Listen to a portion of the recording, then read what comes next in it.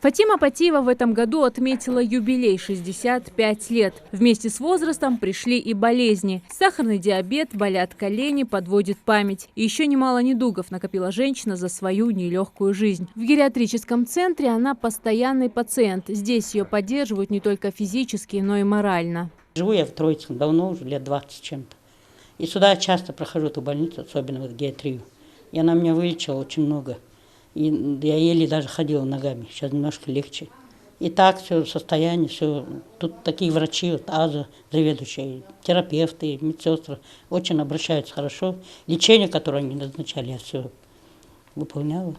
Гериатр – это врач, который следит за здоровьем людей преклонного возраста. Этот специалист лечит любые возрастные заболевания. Он не берется за одну болезнь, а решает комплекс проблем со здоровьем, связанных с возрастными изменениями организма. Самые распространенные заболевания, связанные со старением – это атеросклероз, гипертония, артрит, сердечно-сосудистые заболевания и болезнь Альцгеймера. К нам приходят пациенты, это 60+. Конечно, к этим больным нужен свой подход. Эти больные, они очень ранимы. Даже когда задаешь вопрос, надо задавать этот вопрос более так, чтобы не обидеть больного. Особенно после ковида, конечно, больные идут со множественными жалобами.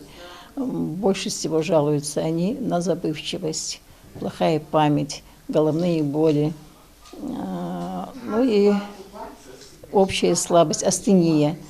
Всего по Ингушетии открыто 5 гериатрических кабинетов и развернуто 15 коек на базе больниц в Сунже и Назране. Обслуживают здесь пациентов от 60 и старше. Прежде чем встать на учет гериатру, пациент должен пройти обследование у участкового терапевта и сдать ряд анализов. В зависимости от патологии необходимы дополнительные методы обследования. Это общий анализ крови, мочи, биохимический анализ.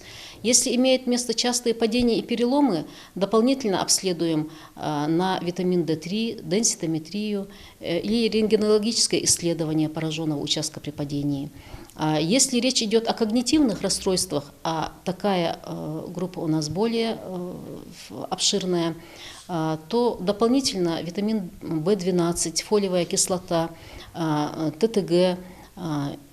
Если есть необходимость, то МРТ головного мозга.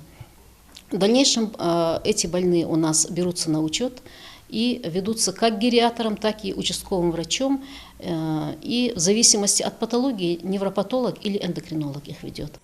Гериатрия нацелена на улучшение качества жизни пациентов старшего поколения, организацию их активного долголетия и независимости от окружающих. Врачи также проводят с пациентами профилактические беседы, рекомендуя пожилым людям вести здоровый и в меру активный образ жизни, правильно питаться и своевременно проходить диспансеризацию. Зарема Ивлоева, Адам Далаков, Новости 24.